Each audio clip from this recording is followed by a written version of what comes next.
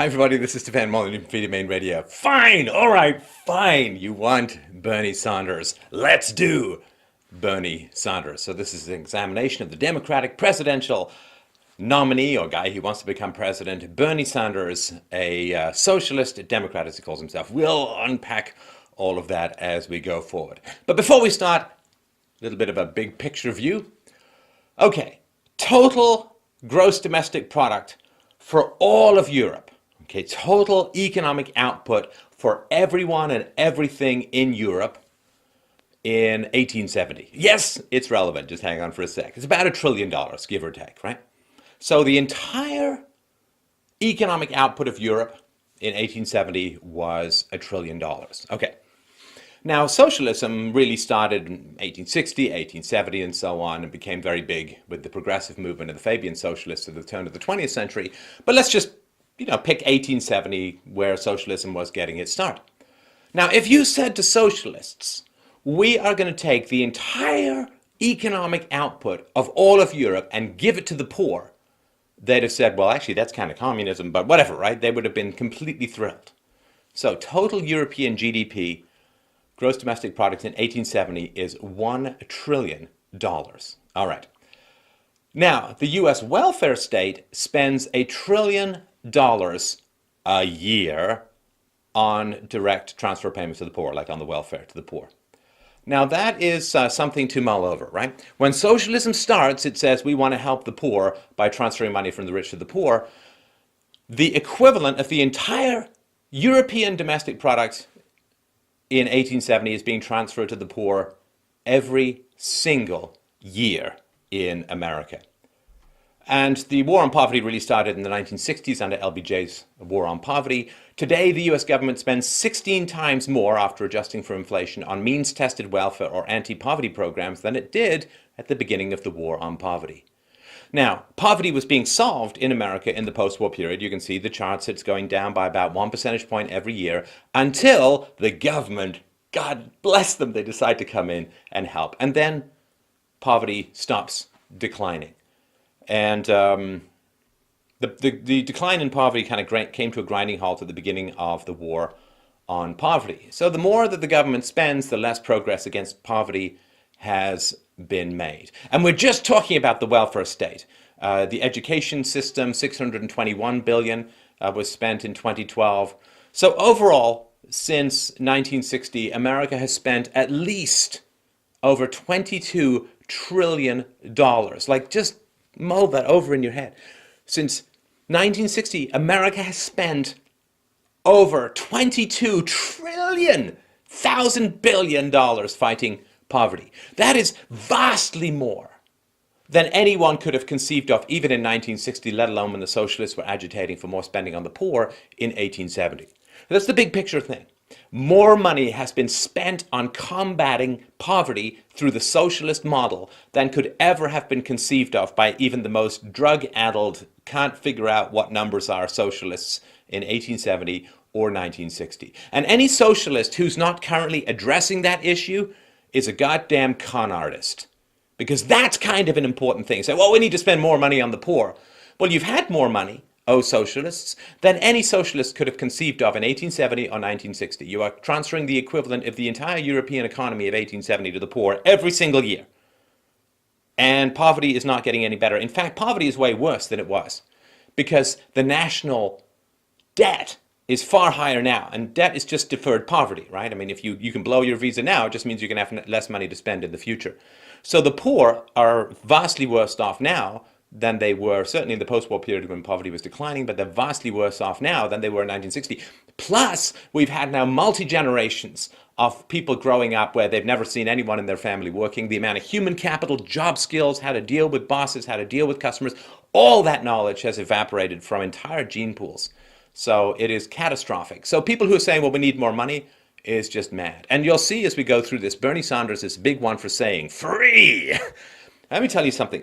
When someone comes and tells you something is free, this is an intelligence test. And if you believe that something can be free, you're either so greedy you're willing to lie to yourself, or you're too dumb to understand what I'm saying, so you probably should get back to some cats playing piano. So this is the really important thing. He comes along and says, well, college should be free and healthcare should be free and so on. This is all nonsense. Nothing in this world is free. He's appealing to like your child self, so to speak, right? Because when you're a kid, mommy and daddy have all this money and they're supposed to spend it on you and you don't really know where it comes from, but they just have money and you kind of want some of that stuff. You want candy, you want toys, you want stuff like that. And so when people come and say, oh, the government should pay for this, they're creating some sort of weird illusion that the government has money. Government has no money. Government has no money. Those 4 words are the essence of a free society. Government has no money. I'd like to put an F word in there, but I'm trying to keep it clean. Government has no freaking money, people. It has no money. So it can borrow, it can print, it can sell bonds, which again is just deferred taxation, or it can tax. It has no money. So the government can't pay for anything. So let's start looking at Monsieur Le Sanders, a French socialist injection into Anglo-Saxon capitalism, well, what used to be in America. So in June 2015, good old Bernie introduced legislation would raise estate taxes up to 55% for multimillionaires and billionaires, and an additional 10% tax would be imposed on 530 billionaires whose combined worth is $2.6 trillion. So he's going to tax. So when you die, the estate tax, right? So there's this weird thing that happens when people try to figure out how many taxes or how much they should have in taxes. They say, well, here's people's existing behavior, and if we tax it double, then we get double the taxes. And this is not true. You can look up the Laffer curve, L-A-F-F-E-R curve, for more on this. But basically what happens is when you raise taxes on people, they change their behavior. So if you're going to put massive taxes on the, it's a death tax basically on the estate of people who die, all that'll happen is they'll spend their money before they're dead and you won't pick that money up in taxes. Or they'll find some way to shelter their money from the tax or whatever. Like that, you just don't get the money. You don't get the money. Raising taxes is like saying, wow, you send a letter to some guy and it says, you know what, I hear that you don't lock your car, so tomorrow I'm going to come and steal it.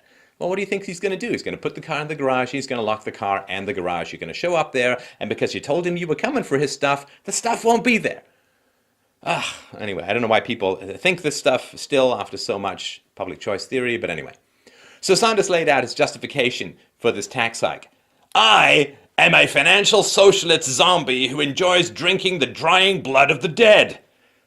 Wait, sorry, that may have been a mistranslation. What he actually said was, our nation cannot survive morally or economically when so few have so much while so many have so little. We need a tax system which asks the business class to pay its fair share of taxes and which reduces the obscene degree of wealth inequality in America. So he has no problem with power inequality and that he wants to be a politician. Wealth inequality apparently is a really, really bad thing.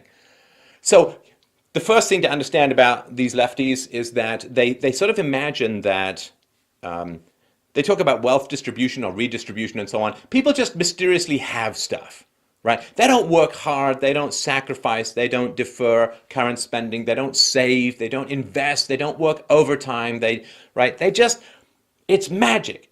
You know, money falls in various clumps from the sky. The big clumps happen to land in people with gated communities, and the little clumps happen to land in people whose kids play in the water spouts and all of that by the side of the street, right?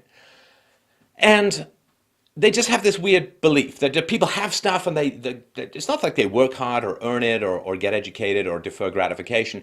People just mysteriously have different stuff.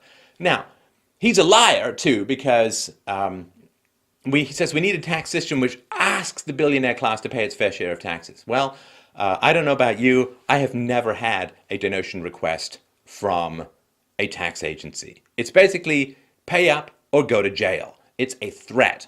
Saying that taxation is a request is like saying that rape is lovemaking. You are fundamentally confusing things. Theft is not charity. And beating up someone in an alley is not the same as someone voluntarily getting into the ring with you, knowing what's going to happen. So this lie, just be honest. You want to put guns to rich people's heads to take their money and to use it to bribe people to give you votes that you want. It's a shakedown. Let's just be real about it. Of course, it's socialism. Socialism means A, never having to examine history, B, never having to say you're sorry, C, never having to explain communism, and D, never, ever, ever being able to call things by their proper names, which, as the saying goes, is the beginning of wisdom. Obscene, you see, it's obscene. And fair share. Fair share, the word fair share also hooks into, if you grew up with siblings, everybody's obsessed with fairness and so on. And if you say that someone's not paying their fair share, moral question came up for me when I was a teenager playing Dungeons and Dragons. We ordered pizza and someone contributed a coupon as part of his payment for the pizza. Fair share or not? Discuss. Obscene degree of wealth inequality in America. You know what's really obscene is the singing inequality in America. Some people are really great singers, some people are really terrible singers, and it's just obscene the degree to which singing competence is unequal in America. Height, too, great hair, totally unequal. I'm talking to you, Brad Pitt, right? It's just terrible, the degree to which there's inequality in a wide variety of things in America. But we don't say, well, some people are born blind, some people are born with eyes, so we're going to rip out some healthy people's eyes and give them to blind people because it's just their eye inequality in America. Well, we consider that to be pretty violent and ugly. Taxation involves greater levels of violence than that. Bernie continued, the fairest way to reduce wealth inequality, rebuild the disappearing middle class, and preserve our democracy is to enact a progressive estate tax on multimillionaires and billionaires. See, they're a hated class, right? In communism, they're called the bourgeoisie. In Nazism, they're called the Jews. Among white supremacists, they're called the blacks. Among black supremacists, they're called the whites. It's just the class you're allowed to hate, kind of white males these days. So when he says multimillionaires and billionaires, he's basically saying people you can uncork your entire spoiled, failed life resentment on, and everyone's going to cheer you. So basically saying the fastest way or the fairest way to reduce wealth inequality is to steal from the rich. And what does it mean by fair share? I mean, let's pay the fair share, fair share. Okay, well, how much are the rich paying already? Congressional Budget Office made the following remark in its 2010 report, wildly underreported by, say, the Huffington Post. Quote, because average tax rates rise with income, the share of taxes paid by higher income households exceeded their share of before-tax income. And the opposite was true for lower income households, right? So even if tax was like 40% or 30%, if you make more, you pay more, but because taxes is progressive, in other words, the more you make, the higher percentage you pay of a higher percentage already. So the rich are already paying more taxes on a percentage basis than the poor, far more. What do the numbers break down? Well, we'll get to that in a sec. But remember, wealth inequality is incredibly helpful for a lot of people. Wealth inequality means people have capital to save and invest in building new businesses. Wealth inequality is why you have a cell phone. If you're watching this on a cell phone, thank a billionaire. I mean, remember when I was, I think it was in my late teens, when a friend of mine called me from a car. I can't tell you, like, just how mind-blowing that was, to be called from a car. I mean, in the early 80s, it just made no sense. Like, you think of this limo with like a long cord running behind it.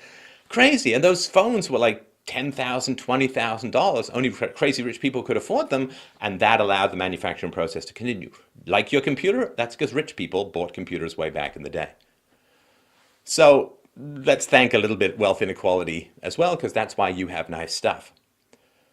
In 2010, the top 20% highest income households earned 51.9% of before-tax income and paid 68.8% of federal taxes, right? So a little over 50% of pre-tax income, and they paid almost 70% of taxes. And of course, they're not receiving much in the way of these kinds of services. They're not getting rent subsidies, subsidized housing, SNAP benefits. They're not getting food stamps. They're not getting EBIT cards. They're not getting all of the stuff that goes on with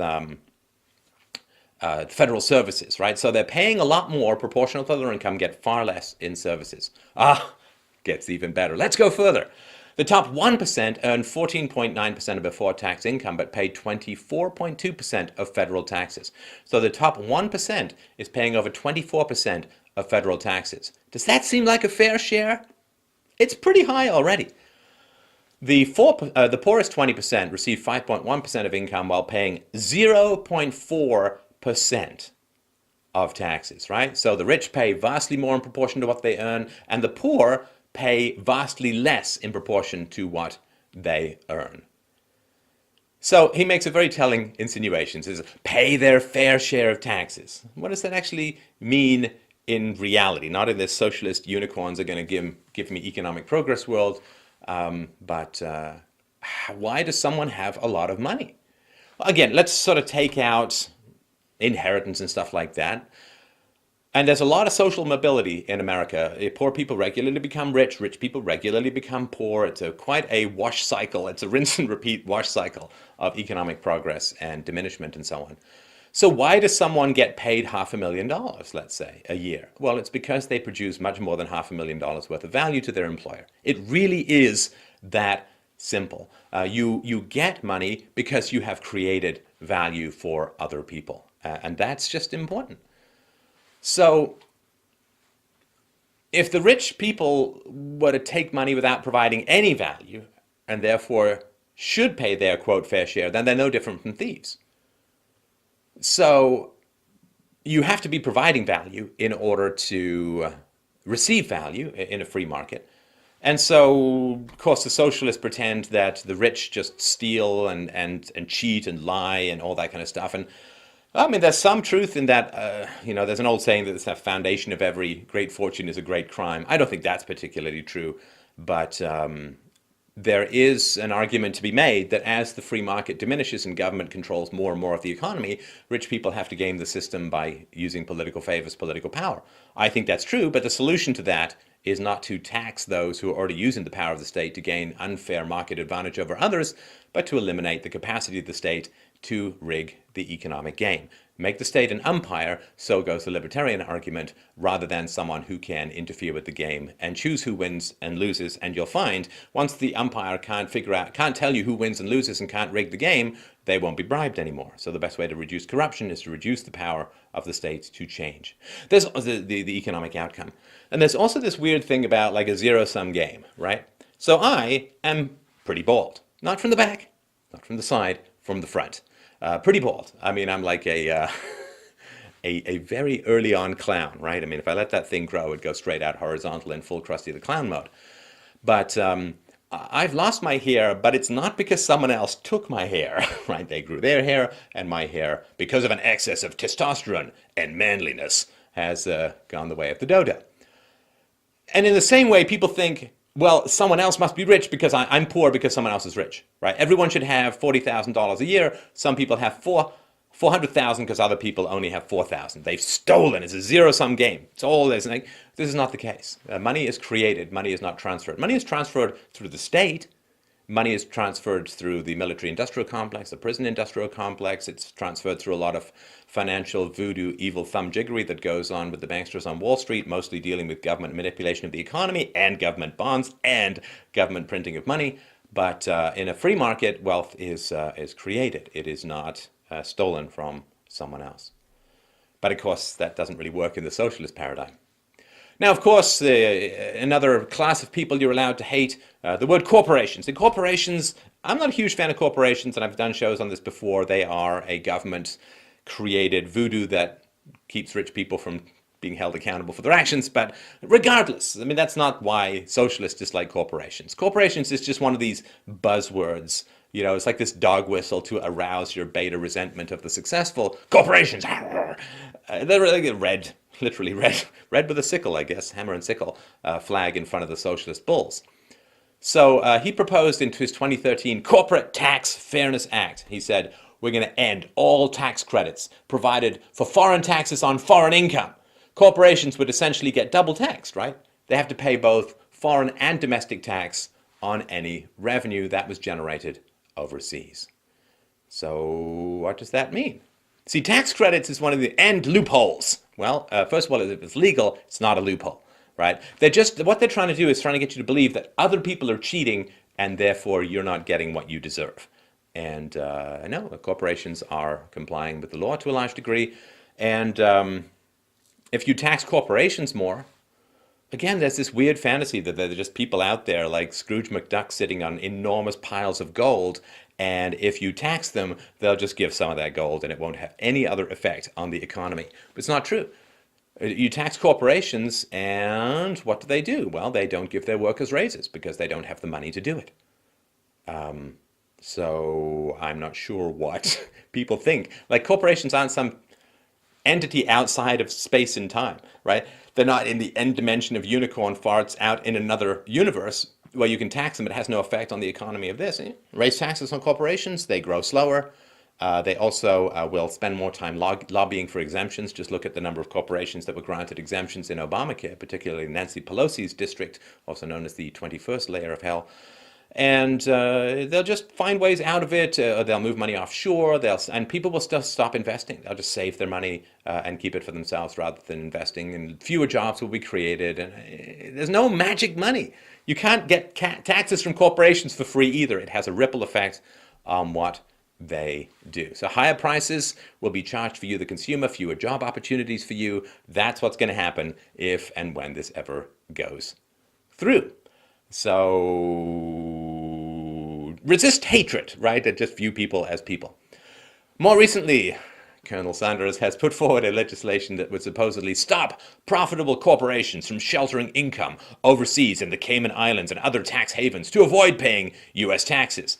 Okay, so you can stop people parking their money in the Cayman Islands. That simply means that they'll move their head offices to the Cayman Islands and abandon the US, throwing tons of people out of work and resulting in even less taxes for the American government, right? I don't know, it's just completely bizarre. It's like you're a kid playing tag and there's a really, really fast person and you say, okay, they're 20 feet away from me, but I can cover that in a couple of seconds. So I'm going to say, I'm it, we're playing tag. And then you start chasing them and you say, well, obviously I'm going to get there in 2 seconds because I can run that quickly.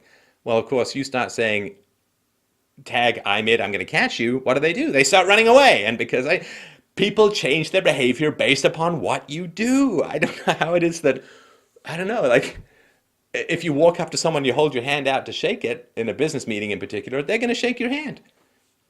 Try it someday. Someone walks out to shake your hand and you just stand there. Whatever you do is going to affect what someone else does. And just raising taxes is, okay, well, rich people aren't dumb for the most part. Okay, Kardashians, Hiltons. Anyway, outside of the reality TV universe I don't even remotely comprehend, rich people aren't particularly dumb. And they're pretty good with money, and yeah, IRS brain-dead, cheese-eating dunderheads versus really nimble and smart rich people who really care about their money. I think I know where I'd put my money. So just this fantasy, oh, I'm going to change the taxes. No one's going to change their behavior. Sanders noted, quote, at a time when we have an $18.2 trillion national debt and an unsustainable federal deficit, at a time when many of the largest corporations in America are paying no federal income taxes, and at a time when corporate profits at an all-time high, it is past time for corporate America to pay their, what is it? Yes, fair share, beep, beep, beep, programmed, in taxes, so that we can create the millions of jobs this country needs. Oh, so much wrong with that. I could do a whole show on that, but so we're going to take away money from people who have a proven track record of creating jobs, i.e. big businesses. And it's true that small businesses create a lot of jobs, but small business also destroys a lot of jobs. It's a high churn, high turnover, not so great for family people who want more stability. So we're going to take money away from people who have a proven ability to create sustainable jobs, and we're going to give it to a bunch of government bureaucrats, because that's going to be great for the economy. That's just mad. I mean, that's completely insane. We're going to take money from people, from you too, and we're going to give it to some karaoke guy because we want the stadium to be full. And now in Bernie's socialist dream, corporate America will not contract its operations to offset the increased tax costs. No, it won't take manufacturing overseas. No, we can just keep piling regulation upon regulation on American businesses. They're not going to go to China or Mexico or anything. Why is he rushing so much to create jobs in China? Businesses do not exist in a vacuum. They change their behavior based upon new tax burdens and pass additional costs that they can't escape along to their consumers. And so you are going to lose with this strategy. So there's this pattern, right? The rich are evil. And so we got to take their unjustly stolen money away from them at gunpoint and give it to you, not to buy votes, because see, that would be bribery, but because, I don't know, that part always escapes me. All right. But let's say that the rich people are idiots, have no capacity to protect their money, and what if we did get away, right? What if we taxed the top 1% in the US at a rate of 100%? Took all of their money, the top 1%, the 1%, remember, 1%. We take them all of their money for a year. Not all of their money saved, but all of their income for a year. Okay. Is that a fair share? In socialist, you can't go over 100, even with socialist economics, although generally that's called debt or money printing. So 2011, the total income of the top 1% was $1.5 trillion. You got 100% income tax on the richest Americans. What does that buy you? Well, in 2011, it's even worse now, right? Welfare spending under Obama's gone up almost a third. But the 1.5 is just enough to cover the US deficit of $1.3 trillion for 2012. So if you tax the richest 1% at 100%, you don't even cover the deficit, which is the deficiency in spending this year. It doesn't even talk about the $18 trillion debt or the $100 trillion plus in unfunded liabilities, promises the government has made that it doesn't have the money to cover. So even if you take the 1%, take all their income, which of course would never happen because they just leave, it wouldn't work. Look, half of Americans provide 90%, 97% of all taxes, right? The top half income earners in America are paying for just about everybody else. So the bottom half are just leeching off all the people who make more than $35,000 a year. The top 25% earners, those who make more than $70,000 a year, contribute 85.6% of all taxes.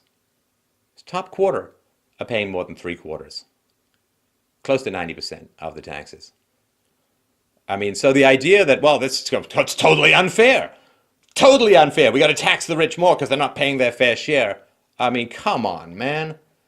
I mean, are people that blinded by like anti-wealth prejudice and hatred that they just have complete immunity to basic facts? Are they like Superman?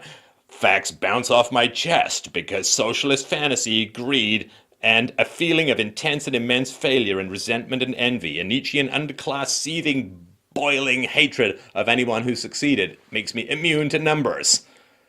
What does he say about education? We need a revolution in the way higher education is funded. In the United States, all people who have the desire and the ability should be able, in this changing economy, to receive all the education they need, regardless of their income. This must be done not only to rebuild the disappearing middle class, but to make us competitive in the global economy, because, his knowledge of economics, he bombed out of biology because biology involves facts when he was younger, but he ended up taking political science. I guess that's the same as biology, but opposite and unreal and imaginary and nonsense. So, okay, so he's saying you should just get education if you have desire and ability. Well, what if I want to get educated in obscure Middle English poems from the 14th century? Okay, I have ability, I have desire. Does that mean that $1 million should be taxed from hardworking people in order to indulge my whack jobbery hobby? No. I mean, the business needs should be driving education, unless you're just a dilettante who want to educate yourself for fun on your own. Well, of course, right? Otherwise, there's a huge amount of waste. The idea it's good for the economy to fund everyone whose brain is still immature, right? Men's brains don't mature till 30, women till 25. And the idea that you can just fund them for whatever they want if they show some basic ability. And of course, if more people want to apply to go to school, you have to lower the standards, so we don't even know if there's any ability out there at all.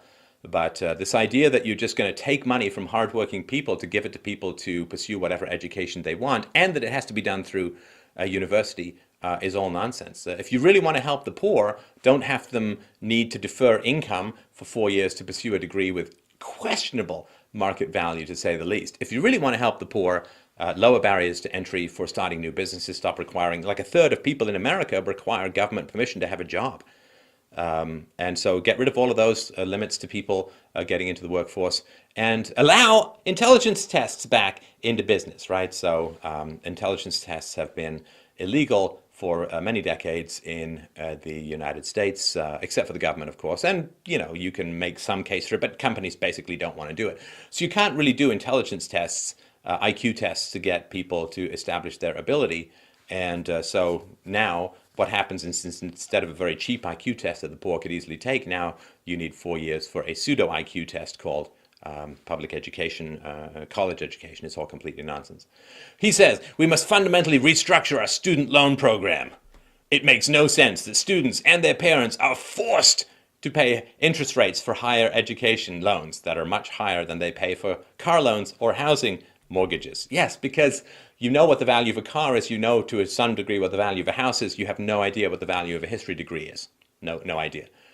And they're forced to pay. See, the rich are asked to pay when there's a gun to their head, but parents are forced to pay when their kids don't have to go to college at all and can learn online or start their own businesses. See, now it's forced. See, now when people are making choices that have consequences, they're forced. But when the government is pointing guns to people's heads to take their money, well, it's just a request. Like, I'm going to put chloroform on you and you request that you have a date with me in my basement. He said, we must also end the practice of the government making $127 billion over the next decade in profits from student loans. Great! Then have the government stop providing student loans, have them go back to businesses and banks so that you can make sure that the degrees have some sort of economic value. So he doesn't like forcing people to pay for stuff. He doesn't like forcing people to... So taxes are fine, but interest is bad. God, this is like a caricature from Shakespeare. So when Congress passed a bill that would allow for the future rise in student loan interest rates, Sanders was outraged and furious. Quote, at a time when the average student is graduating from a 4-year college, $27,000 in debt, when hundreds of thousands of capable young people are no longer see college as an option because of high costs, and when the U.S. is falling further and further behind our economic competitors in terms of the percentage of young people graduating from college. This legislation will make, sorry, he's quite a speaker. This legislation will make college even less affordable than it is today. Okay, so making college less affordable is actually kind of a good thing, right? Because there's $1 trillion in outstanding student loans. It's a huge bubble that has been driven. We've got The Truth About College Debt. It's a presentation on this channel. We can put a link to it below. But very briefly, the government started funding college, started giving out, quote, free loans, and started encouraging everyone to go to college. And next thing you know, the college tuition goes up. Hey, limited supply, increased demand, the price goes up. So students are already $1 trillion in debt, which is more than Canada's federal budget and even Brazil's federal budget. So that's a bubble. Let's get fewer people to go to college. It'd be much better for the economy. So what's Bernie's answer to this problem? Because the government has already funded so much college that it's become ridiculously expensive. May 2015, he introduced the College for All Act, a bill that would make 4-year public colleges and universities free for everyone because unicorns make money by sweating. The federal government would cover 67% of the cost of education, while states would contribute the remaining 33%. Now, of course, again, governments have no money. So those who don't go to college would be forced to pay for those who do go to college. In other words, those with a reduced earning potential would be highly taxed to pay for those with a higher earning potential. I think that's exploiting the workers, Bernie. I think you're not so pro on that. In addition, the act would cut student loan interest rates almost in half, not only for future students, but existing debtors as well. When we bail out banks, everyone loses their mind, and rightly so. But Sanders wants to bail out those who made unwise financial decisions regarding their education and charge those with money, those who made better decisions, to pay for it. It's all a bunch of nonsense. And again, it's just the free, right? It's just the free stuff. Free! And if you respond to free, I get we all do, but if you respond to free, it's your basic lizard brain, it's your monkey brain that's responding, not anything rational. So he says he wants a Robin Hood tax on Wall Street. So this legislation is offset by imposing a Wall Street speculation fee on investment houses, hedge funds, and other speculators of 0.5% on stock trades, 50 cents for every $100 worth of stock, 0.1% fee for bonds. Wait a minute, bonds? Why are bonds treated? Oh, right. See, governments sell bonds. And if you tax people buying government bonds, then they'll buy fewer government bonds, which means the government won't have as much money. So they're going to put a tax on stocks. Now, again, there's a huge amount of problems with the stock market. I've got a presentation called The Supercharged Stock Market. So many people are in the stock market who don't want to be there. But you got to put your money in the stock market, otherwise the government takes it from you by gunpoint. So you got to invest it in your 401k, or in Canada it's called the RSP. Your pensions, if you're in a union, your pensions get invested in it. You have You have reduced capital gains tax, profits you make on stocks as opposed to income tax. So the government pays off the financial sector both with direct bailouts, but also by forcing or herding huge amounts of money into the financial sector, creating all of these crazy bubbles and so on.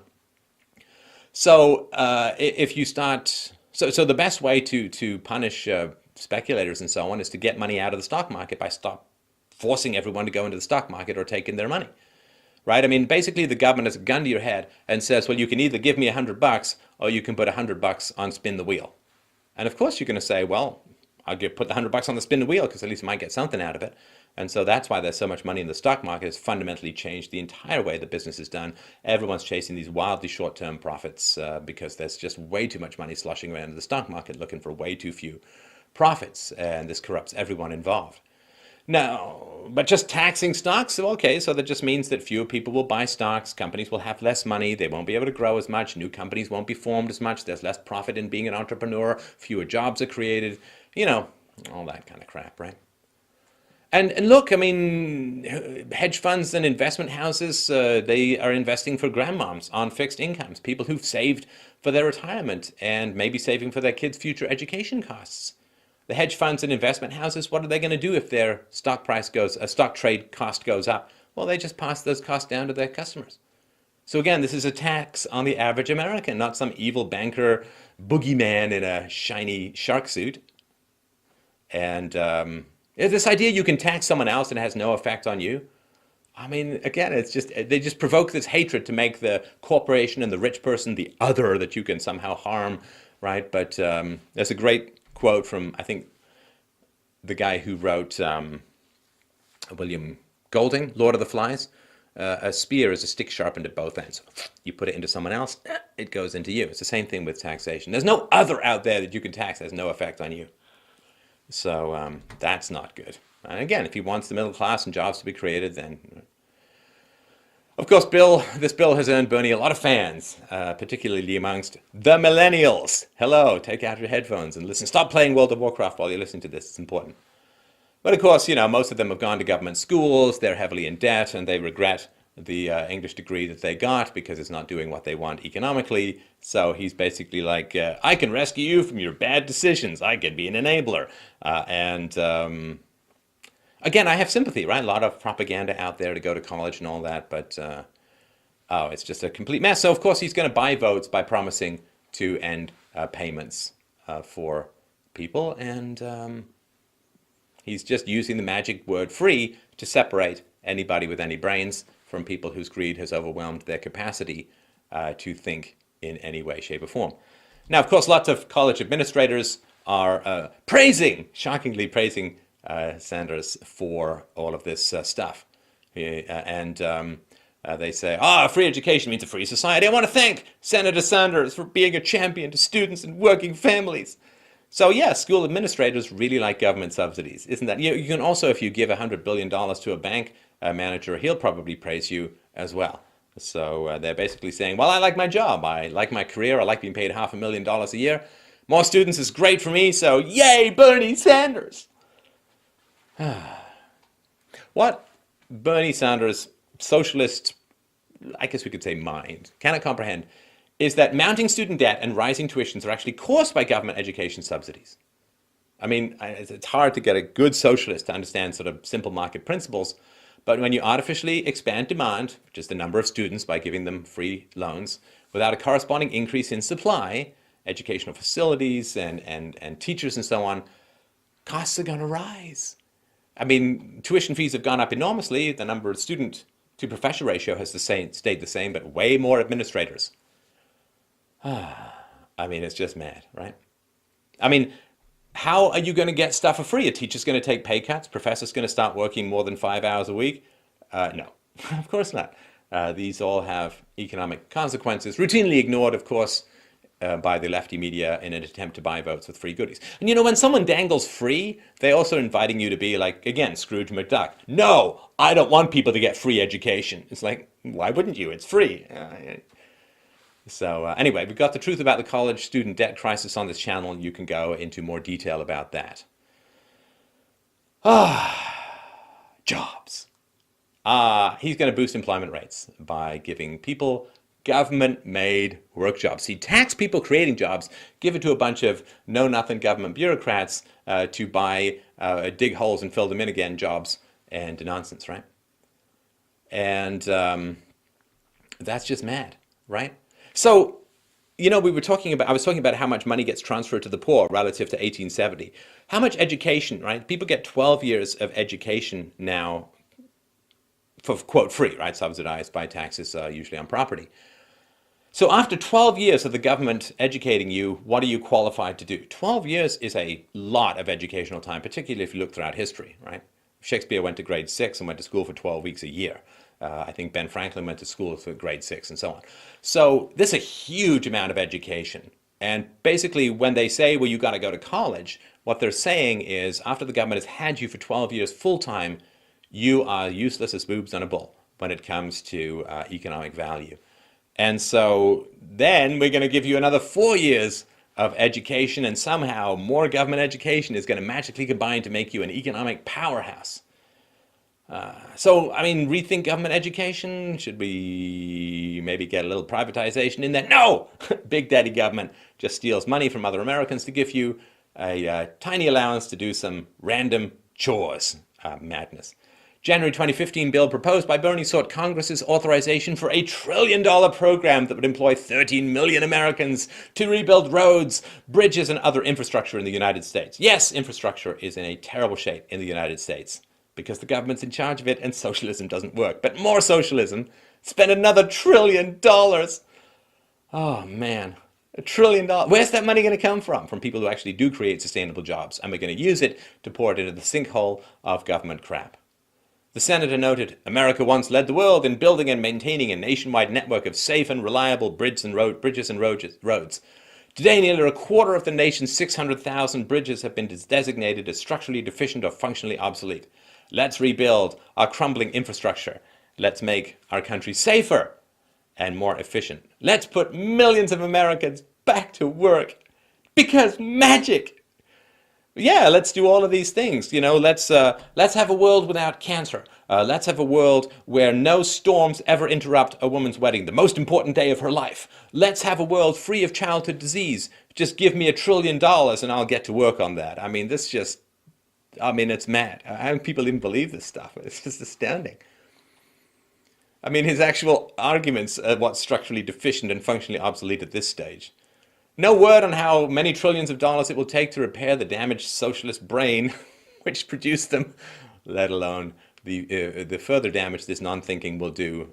You'll just destroy capital, right? The government's, you've got to privatize all this stuff. You've got to make the people in charge of these bridges economically responsible for their degradation. Otherwise, it's not going to work.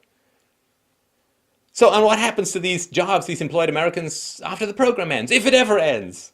It doesn't concern him. I mean, he's not going to live forever. The US led the world in building public infrastructure when the government was much, much, much smaller. Much smaller.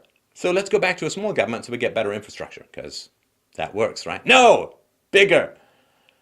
Bernie's Employ Young Americans Now Act. I really, really want to break into that David Bowie song, but out of respect for the twin-eyed wonder vampire, I won't. Employ Young Americans Now Act seeks to provide summer and year-round jobs for 1 million American youths at the taxpayer cost of $5.5 billion. So again, hey, you've been in government school for 12 years. We need to tax your parents to give you a job because you're so useless. In a press release, he noted, quote, we cannot continue to ignore the crisis of youth unemployment in America.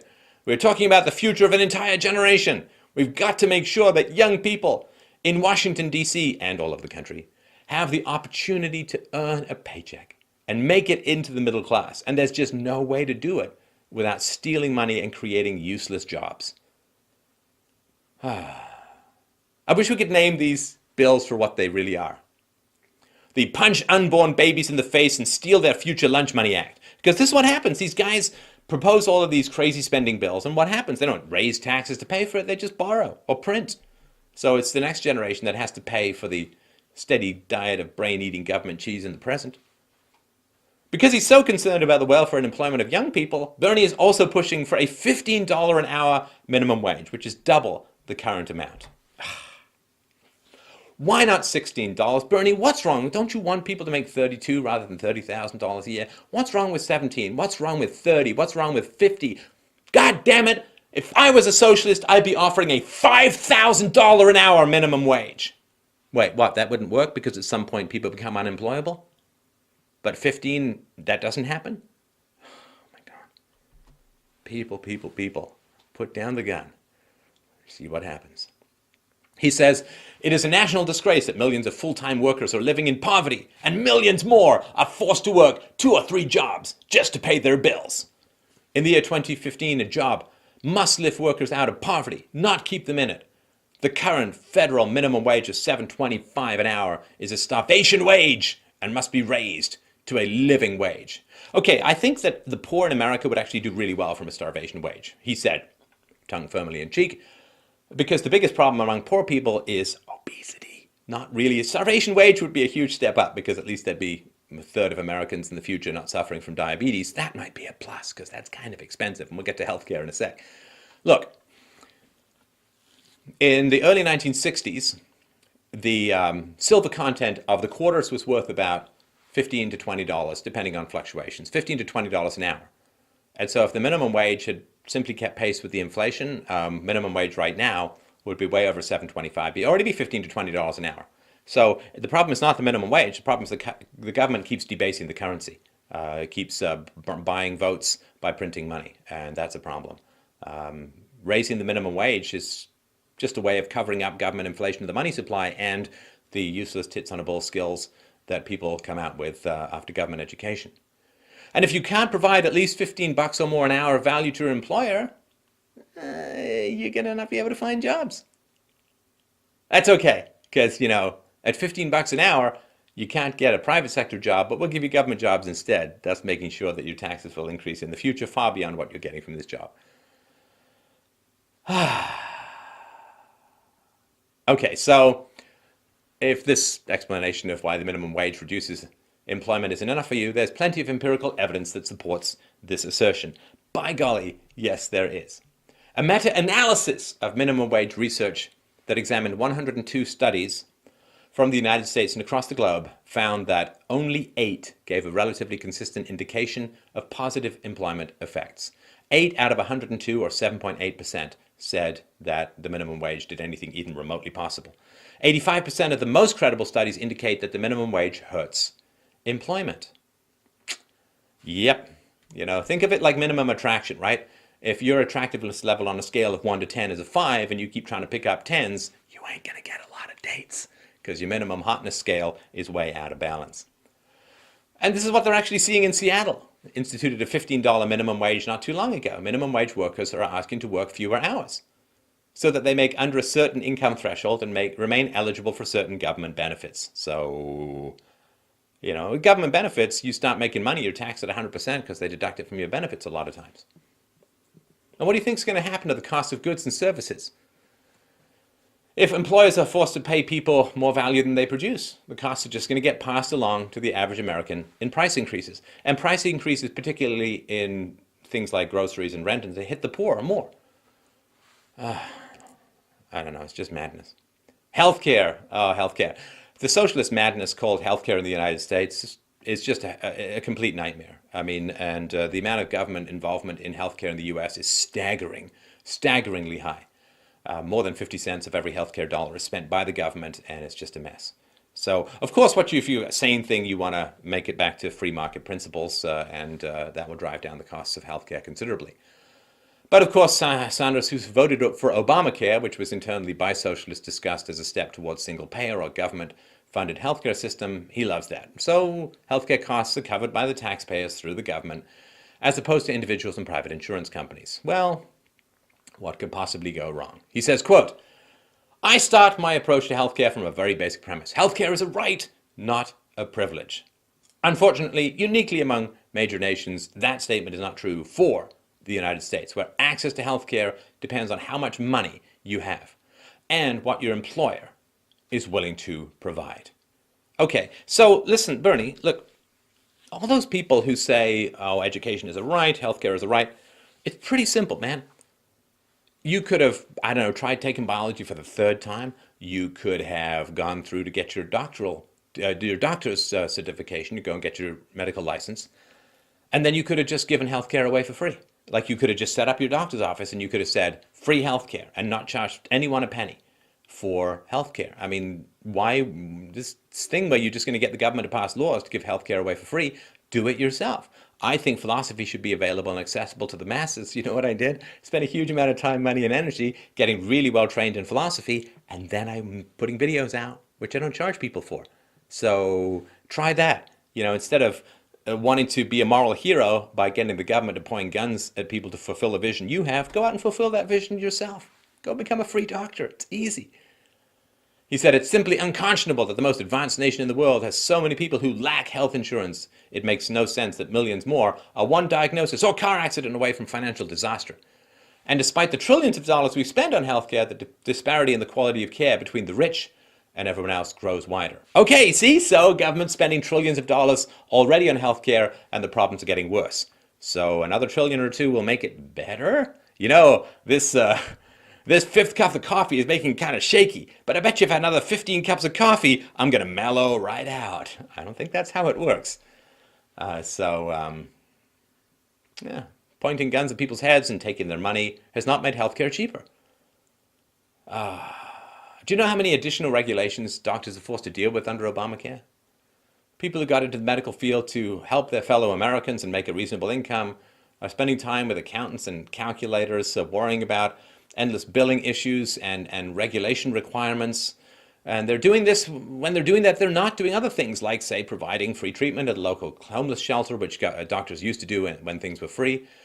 And it's just become a complete mess. The other thing, too, of course, in the American system, it's not at all private because every lobby group tries to get the government to force everyone to pay for their healthcare needs by making general insurance have to cover everything under the sun, which is why old people have to cover pregnancy treatments. It's why fertile people have to cover infertility treatments and so on. Everybody wants the government to force everyone else to pay, and that's why it's not even remotely a private healthcare system in the US. He said, our system doesn't make economic sense, and it certainly doesn't make moral sense. Yeah, okay. If he's talking about the political system as a whole, yeah, pointing guns at everyone, I agree. He said, in a civilized democratic society, every man, woman, and child must be able to get the medical care they need, regardless of income. Okay, but how do you achieve that, right? Just pointing guns at people, running up debt, and so on? It's just not the way to achieve it. Doesn't work. I mean, it never occurs to these guys the high cost of healthcare is a product of government meddling in the healthcare industry. No. At the turn of the last century, the problem with the healthcare industry, it was too cheap. That's why doctors started getting the government to regulate things. So in 1988, Bernie went to the Soviet Union for his honeymoon, because nothing spells romance like the Soviet Empire. That old joke, in Soviet Russia, people wait for bread. In capitalism, bread waits for people. Just go to your grocery store and look. British Guardian recently pointed out what the newlywed socialist observed on his trip in 1988. After receiving a rundown of central planning Soviet style from Yaroslavl's mayor, Alexander Ryabkov, Sanders notes how the quality of both housing and healthcare in America appears to be significantly better than in the communist state. However, he added, the cost of both services is much, much higher in the United States. But so is the income, Bernie. Just kind of wanted to mention that. Given Bernie's incompetence regarding simple economics, he probably failed to factor in the different standards of living because Soviet healthcare was far, far from affordable for a lot of people. Let's see what a woman who was born, raised, and educated in the Soviet Union has to say about Bernie's Soviet healthcare system. Quote, medical care in the Soviet Union became a producer-oriented industry instead of a consumer-oriented market that it had been in old Russia. But even the state cannot kill the market, just as the state cannot repeal the laws of God and nature. The market was simply driven underground and thus became the black market. The black market response to state rationing occurred immediately. Doctor services and pharmaceutical products, both domestic and foreign made, as well as access to medical testing equipment, became available for bribes. Unfortunately, only the wealthy elite could afford expensive black market medical services, while the poor majority could no longer count upon charity. In the world of, quote, free medical care in the Soviet Union, people often had to have connections to obtain many of the medicines prescribed by physicians to save their family members and friends. Indifferent and often hostile nurses and orderlies had to be bribed to change a patient's bedpan or to provide ordinary attention that any American would take for granted during a stay in a hospital. Hospital wards were crowded and far from antiseptically clean. Aesthetics and basic painkillers were frequently unavailable. The crying of patients in pain could sometimes be heard from outside a hospital by passers-by. So why am I bringing up the Soviet Union with regards to our cotchy old wild-haired grandpa who wants to give people free stuff? So, I mean, look, Sanders has other public positions. They're exactly what you expect. Rich, bad, I'll give you free stuff. Rinse, wash, repeat, same thing over. So, look, people in writing say, what is your opinion on Bernie Sanders?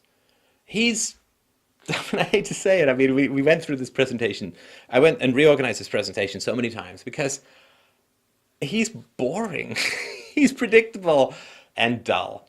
Like all socialists, he's completely divorced from physical, economic, and human reality, but is very in tune with the discontented greed of the masses that anxiously look for scapegoats for their own irresponsibility and beg for politicians to give them free goodies that will be stolen from everyone's future children.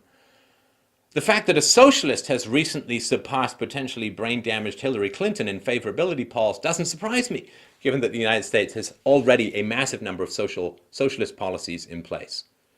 What's interesting is that Sanders is not even trying to hide his socialist agenda, unlike other politicians, yet his popularity is surging in the very country that fervently opposed the Soviet Union for decades. Socialist is a dirty word for a reason, but hey, at least he's honest.